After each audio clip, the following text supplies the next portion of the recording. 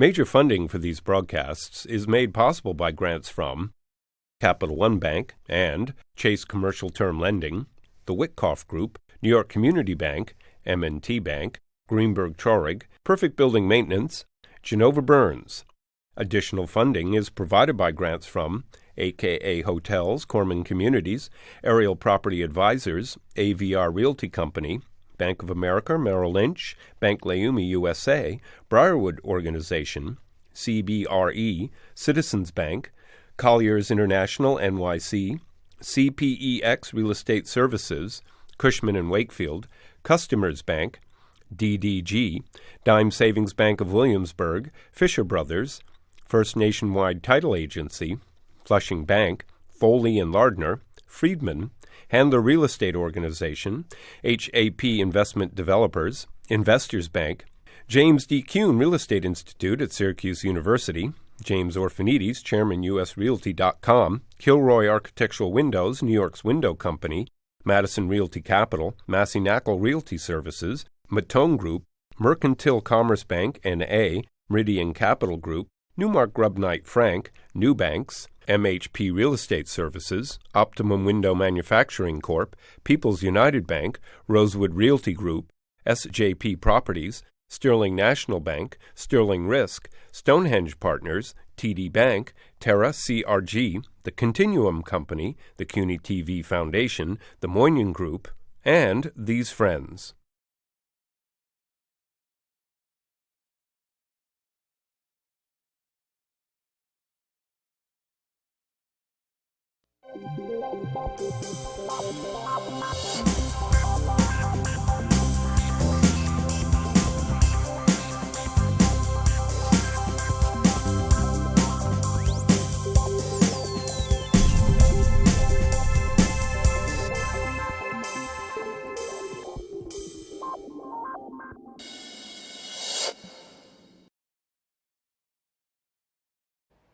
So nonprofits, churches, synagogues, charities, all of these entities, many of them own real estate. They also have air rights on top of this.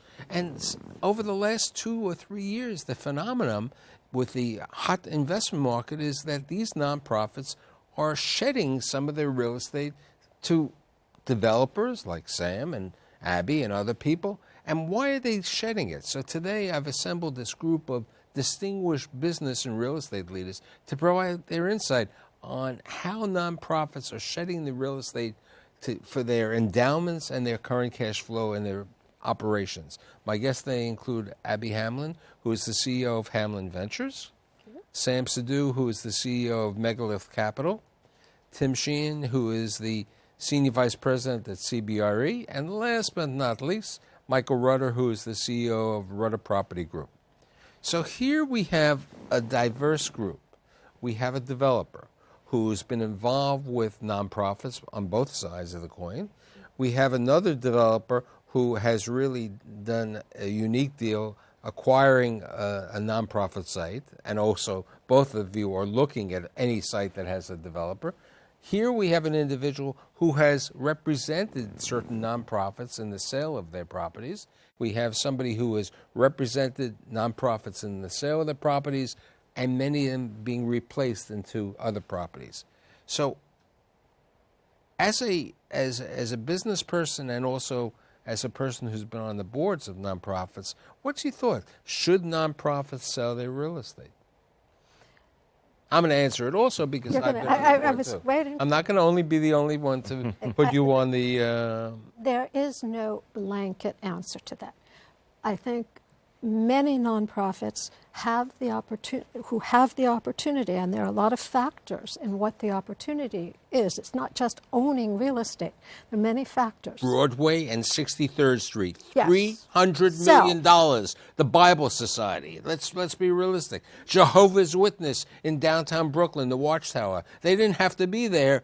Sell. The Hotel Bossert in downtown Brooklyn. Sell. Yes. These properties on Park Avenue South. I mean, beautiful townhouses. Absolutely. It is one way for not-for-profits to move their missions forward by selling real estate that is not an asset that's currently in need, or, as we were discussing before, is not going to be needed in the immediate or near future. But not every not-for-profit or every opportunity is necessarily one that is beneficial. There can be, especially when a not-for-profit has to go back, has to find space. And we can really talk about what the issues are for finding alternative space. But let's look at that. Tim, a number of years ago, did one of the property that you relocated the person to Seven World. Talk about that transaction. Well, that was the New York Academy of Sciences, and they owned. Their facility was located. They were at on East 63rd Street, one block in from the park. They had a 75-foot wide mansion, and they'd been in that property for 50 years. The membership was quite attached to the property, but they had a new director who was charismatic and had a vision, and they needed to expand their membership services. So the property really didn't work for them programmatically. They had to wrestle with an emotional attachment to the property. And they were able to take advantage, in their case, of, not to get too fancy a word, but an arbitrage between what was then a still fairly strong residential market and what was then a relatively weak office market. So they were able to sell into a high residential market, take the proceeds of sale, and they were actually the first tenant to sign a lease at Seven World Trade. Larry Silverstein was looking to lease it up. The market wasn't that strong, and they took a full... So in a way, for them, it was a win-win. Yeah, it was a win-win because they accomplished that arbitrage of taking those proceeds, which paid for their new quarters, will pay their lease rent for at least 20 years. And they actually moved back to where they originally started. Their original home was on Barclay Street. So it really worked wonderfully for them. But everything had to fall into place. And the key motivator there for them was they needed the funds. So they were long on real estate, short on cash. And they had a facility that didn't really meet their programmatic needs. But many nonprofits going back may have inherited land, as a gift from a donor. Right. The estate didn't have anything. They'd give the property to a university or to a nonprofit. And as I said earlier, I was on the board of the American Friends of the Hebrew University. I wasn't on the board when they sold the property, but we had a property right off 69th Street and Madison Avenue. The building was being converted. It was much more beneficial because we were on 5 floors, the efficiency, and we sold the property and we moved somewhere else. But that happens quite a bit in your market, right? Absolutely. I specialize in the sale of office condos, and we're busier selling to nonprofits rather than selling on behalf of nonprofits. What we've been seeing is that nonprofits have been cashing in on this hot residential market, selling buildings, and then purchasing what we consider a lower cost and more efficient option, which is a single floor office condo. For example, the Federation of Protestant Welfare Agencies sold their beautiful building at 281 Park Avenue South to A.B. Rosen. And they got $50 million. $1,400 a foot. And they ended up purchasing an 18,000 square foot full floor office condo at 40 Broad Street for a little north of $400 a foot, for about $9 million. It is an absolute win for everyone, and they still get the benefits of tax exemptions for nonprofits. They were still eligible for tax-exempt bond financing, specialty financing for nonprofits, and they get to, grow their endowment in the form of a real estate purchase. I know that Mount Sinai, I think Columbia Presbyterian, New York Cornell Weill, many of them, their land seized. There's not enough space in the medical center for these organizations. Right. So what they've done is they've moved a lot of the administrative functions to other areas. That's why 633 3rd Avenue happens to have a number of nonprofits. 800 2nd Avenue has another situation over there. So this has given them the opportunity. Also, it's for certain employees, it's better over there. Right. It comes. Sam, let's talk about your transaction, the one that you've been working on with the synagogue. Sure. So, Michael, firstly, thanks for having me back. Appreciate it. To your earlier point, we're sitting at a very interesting time right now where you have the residential condo market is very hot. Land prices have been going up steadily over the last couple of years, and you have nonprofits, whether they're religious institutions, cultural institutions, government agencies, who are sitting on prime real estate, well-located prime real estate that they've owned for decades. On the other hand, there's sort of an emotional attachment to the sort of locations that they're sitting in. Which is what Abby was saying. Yes, exactly. So, there are the boards of these institutions, the fiduciaries of these institutions, the leaders of these institutions have been trying to find ways in this market to think about how they can either fully monetize, take the proceeds, move to another location, whether it's an office condo, another location on the east or the west side. Or in some cases, partially monetize. They're sitting in a small facility where the district has been upzoned, and there's an ability to actually temporarily move out, come back in, and partner with a developer where the developer has enough of a footprint and a site to develop a project that, in our case, is a residential condominium.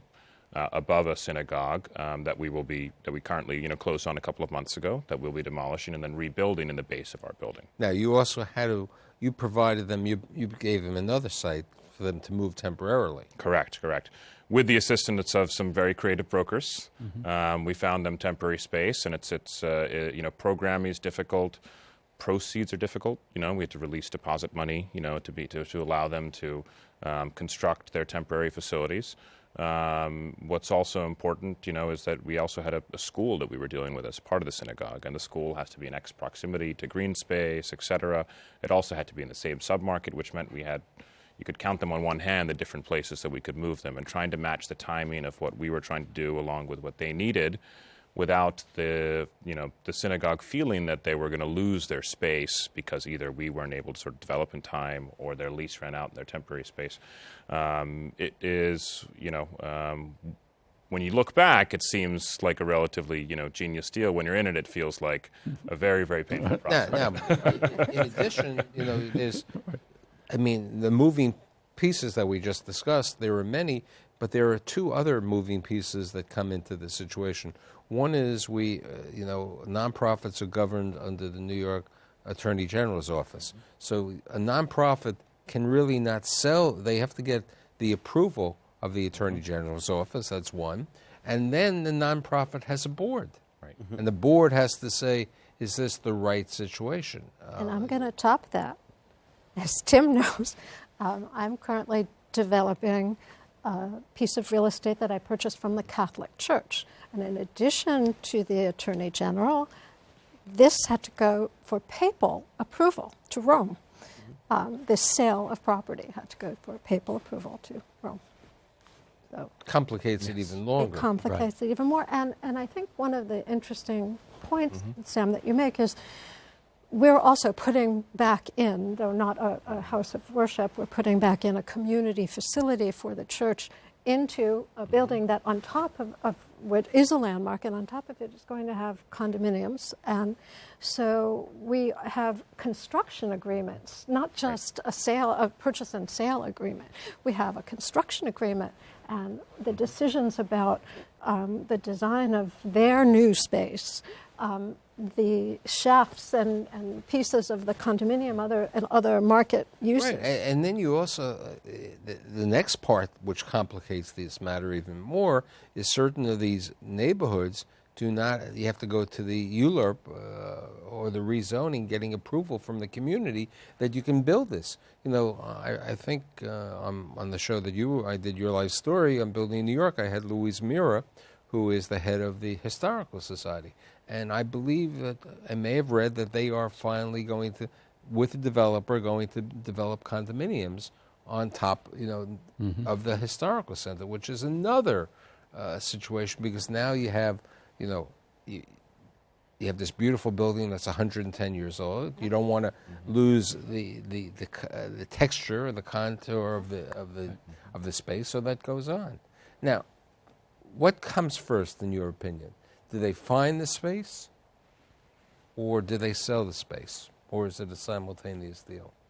I think that it is such a tight market. It is so hard to find space that that's a crucial component to it. If a nonprofit has an option to move to somewhere that makes a lot of sense for them, at that point they can consider monetizing their asset. The hope is that the nonprofit gets the opportunity to continue their good service, and they need space to do that, and not just selling cash. Yeah, I think, Michael, what we found is there's a long preamble with the board to bring consensus first on what the nonprofit wants to do, because you don't want to go to market with that kind of uncertainty.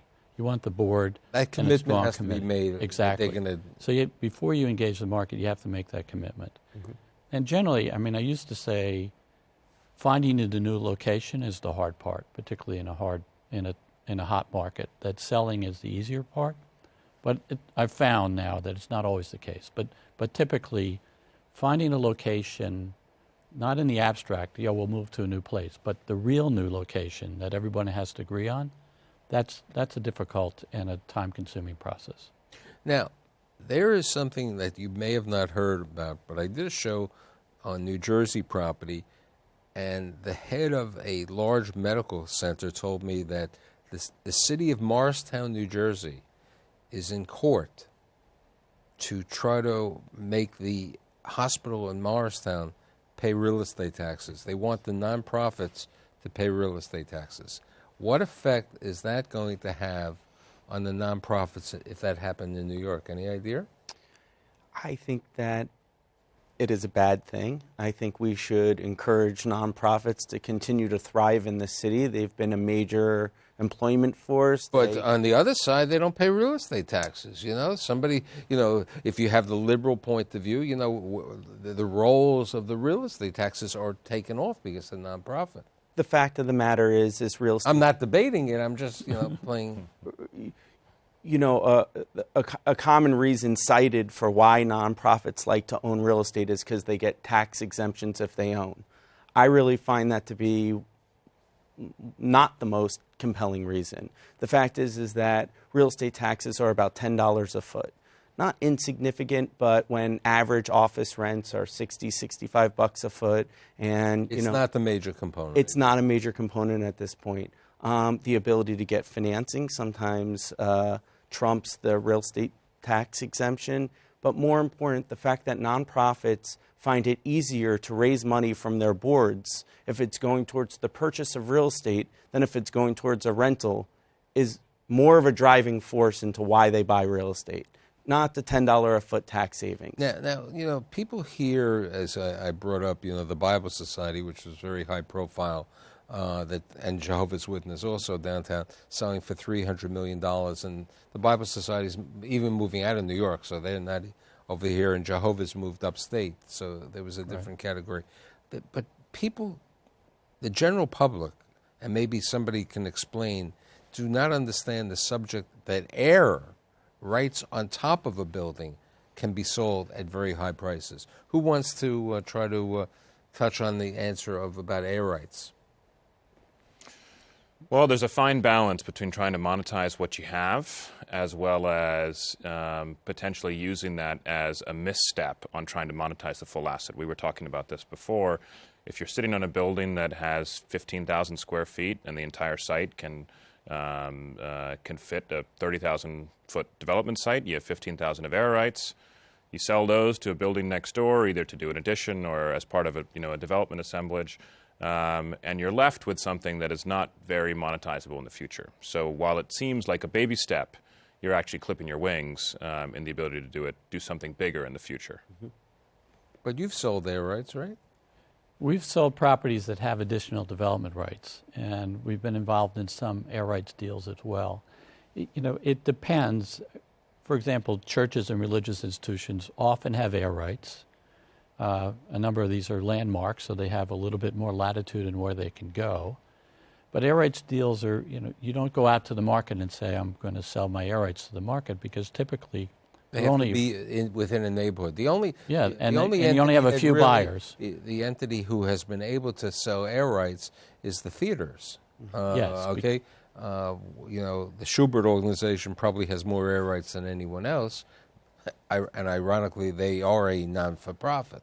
But the theatrical area that you can sell air rights from 40th Street to 55th Street to 56th Street has been very valuable, and it's helped development over there. Because you have the receiving sites. Right. The city, in the case of the theaters, to preserve the theaters, the city created a special district and allowed for the transfer. Typically, you can only transfer to an adjacent property or in a landmark situation across the street.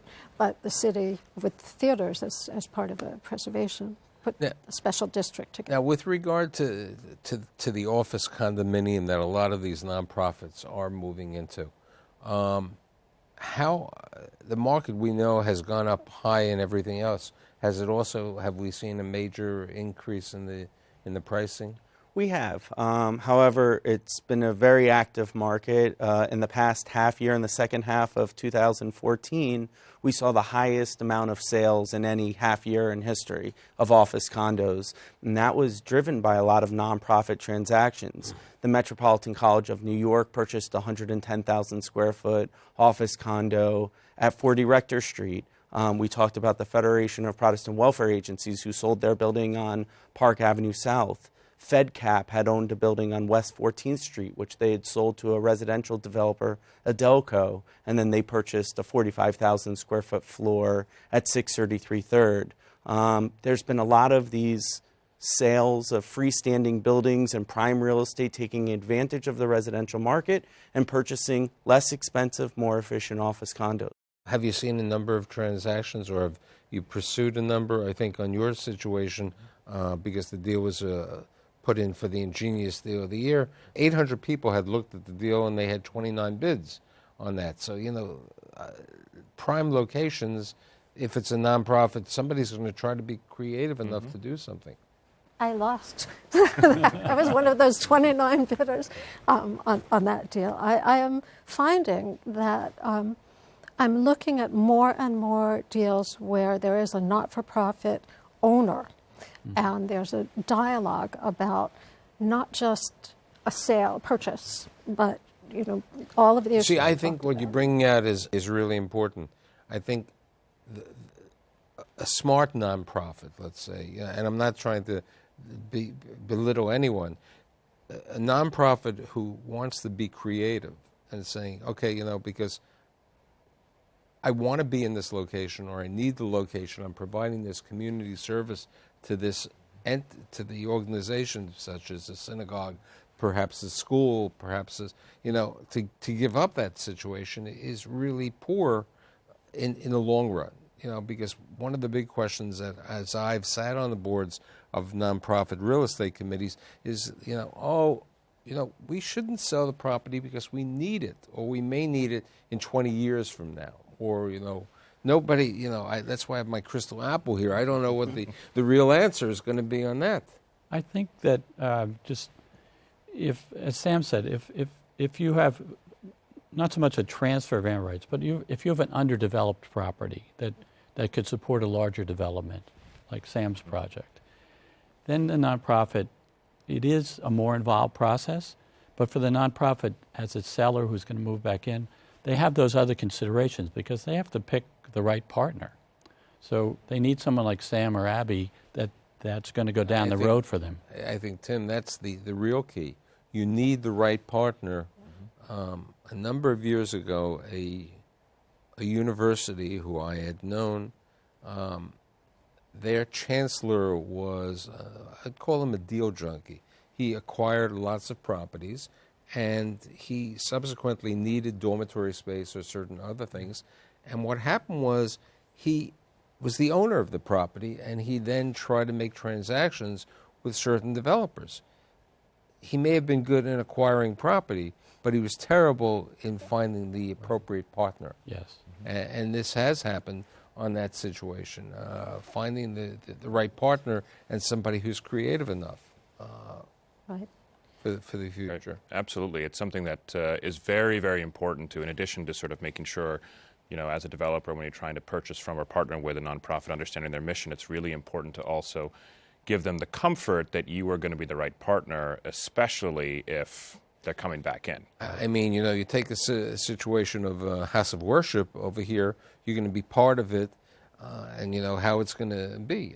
You know, it's interesting. This was a number of years ago, across the street from Madison Square Park, where they built One Madison, there was a McDonald's, and it was sold to a developer who was planning to build an affordable housing, a building just for affordable housing. It was sold to Peter Fine, and he was going to build an inclusionary housing building just for that. And subsequently, part of the deal was that McDonald's had to come back in on 23rd Street. Now, subsequently, the building became One Madison, and people didn't realize that in this luxury $2,000, $2,500 a square foot building, you had this, you know, the golden arches of McDonald's. Right. So it's something that you have to think about. What the strong land market has done is prompted the question. So somebody on the board or someone in the executive, something gets sold nearby, and they start thinking, well, what is our property worth? Now, they probably should look at this every couple of years, because you always want to see, you know, is the opportunity cost of having our asset in real estate still serving our interest of our clients and our mission. But so you have some nonprofits whose service population has left the neighborhoods that they were originally in. So Children's Aid Society, for example, they decided, you know, we don't need a facility in Greenwich Village. We need a facility maybe in East New York. So they've monetized that asset to create programs elsewhere. New York Foundling. Yes. They don't need a Christopher Street facility. They want to be in Queens and other neighborhoods, and so they monetize that. You know, to discuss this topic in total, 26 and a half minutes, 27 minutes is impossible. So hopefully later on in the season, maybe when we can talk about more of these nonprofits, we'll bring you all back. Okay. But I think what I've provided to my viewers and to myself is really an opening. And I think in summation is, if you're on the board of a nonprofit, the same way that you do an estate planning that you're supposed to do, right, evaluate your estate planning, you should evaluate your assets and look at it this way.